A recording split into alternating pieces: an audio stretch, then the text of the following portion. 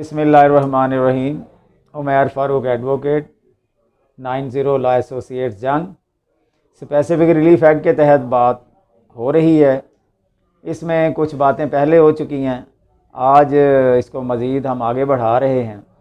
Specific relief act के तहत contract की बड़ी अहमियत है। कॉन्ट्रैक्ट होगा तो स्पेसिफिक रिलीफ एक्ट के तहत आप कोई रिलीफ क्लेम कर सकेंगे और कोई केस दायर करना होगा तो वो भी हो जाएगा। अब कॉन्ट्रैक्ट है, एग्रीमेंट उसे कहते हैं। एग्रीमेंट जो है जब तय हो जाए तो वो कॉन्ट्रैक्ट की हैसियत इख्तियार कर लेता है। पहले होता है एग्रीमेंट ही है। इसमें there are 3 types of contracts. First is valid, second is voidable and third is void agreement. अब valid agreement very simple to understand, the agreement which can be enforceable legally before the competent courts, that is valid agreement. Valid agreement में और points भी हैं, free consent है, एक reasonable consideration है यानी ज़र बै जिसे हम कहते हैं, और सब्जेक्ट मैटर यानी जिस चीज़ के लिए सौदा हो रहा है वो होना ज़रूरी है। अनसर्टेनिटी नहीं होनी चाहिए कि एक प्रॉपर्टी मुझे मिलेगी मैं आपको ट्रांसफ़र करूँगा, वो वैलिड एग्रीमेंट में नहीं आता।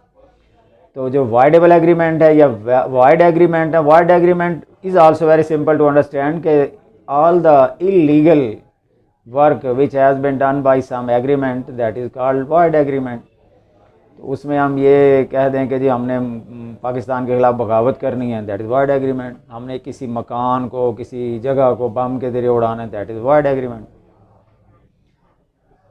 Then comes voidable agreement. तो वाइडेबल एग्रीमेंट में भी फ्रॉड, मिसरिप्रेजेंटेशन और फ्री कंसेंट का ना होना, अनड्यू इन्फ्लुएंस है, कोर्शन है, दबाव के तहत जैसे कोई चीज़ हासिल की जा सकती है, तो ये वाइडेबल एग्रीमेंट्स हैं। इसमें जब पता चल जाता है जिससे एग्रीमेंट हो रहा, अगर उसको पता चल जाए कि मुझसे इन्होंने फ्रॉड किया है या दबाव के ज़रिए फ़िलहाल ये एग्रीमेंट लिखवा रहे हैं, तो वो उसकी ऑप्शन पे होता है कि वो उसे कैंसिल कर दे। तो इस तरह ये तीनों चीज़ें हैं जो जहन में रखनी ज़रूरी हैं कि कॉन्ट्रैक्ट क्या होता है और कैसे वो एनफोर्सेबल है। अब फिर इसके बाद आ जाती है अगली चीज़ कि अगर कोई एग्रीमेंट या कॉन्ट्रैक्ट हो गया तो क्या उसमें कोई मिस्टेक रह गई है, क्या वो एज़ इट इज़ हम उसको अप्लाई कर सकते हैं या उसे हम कैंसिल करवा सकें।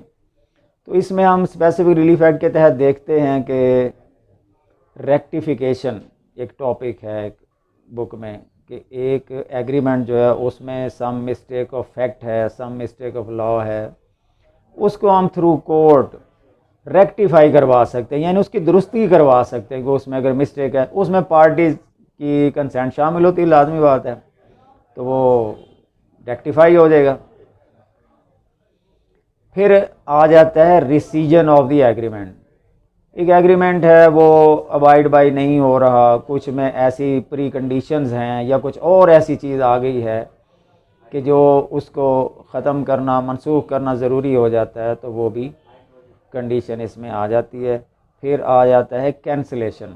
तो कैंसिलेशन ऑफ द डॉक्यूमेंट सीधी सी बात है कि जो document based on fraud, misrepresentation है, कोर्शन है, उसमें कंसीलमेंट ऑफ फैक्ट की जा रही है, एक प्रॉपर्टी आपकी है ही नहीं तो आप एग्रीमेंट कर रहे हैं दूसरे को धोखा देकर, और उसमें एक अहम इंग्रेडिएंट ये है कि अगर इस एग्रीमेंट को हम इसी तरह रहने दें, that will cause the serious injury upon the rights of the party, तो इसको इसलिए कैंसिल करवाना ज़रूरी है। उसके बाद फर्दर ये होगा कि कोर्ट जब कैंसिलेशन कर लेगी तो अगर तो वो रजिस्टर्ड डॉक्यूमेंट है तो तहसील में उसको अपने ऑर्डर को भेज देगी ताकि वहाँ एंटर हो जाए, और उस रजिस्टर में जाकर एंट्री करने के बाद उसे सब रजिस्ट्रार कैंसिल कर दे, या किसी और जगह है रिटन शेप में है तो उस डिपार्टमेंट में उसकी कॉपी भेज दी जाएगी ताकि वो कैंसिल हो जाए। तो ये 3-4 बातें जो आज हमने की हैं